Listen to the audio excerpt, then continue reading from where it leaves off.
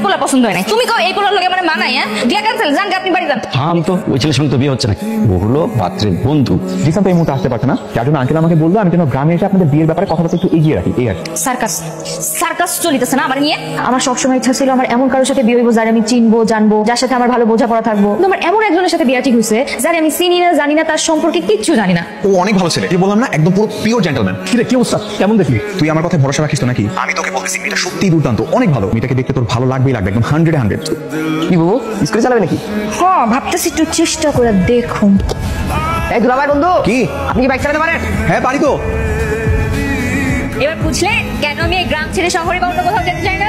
বুঝলাম।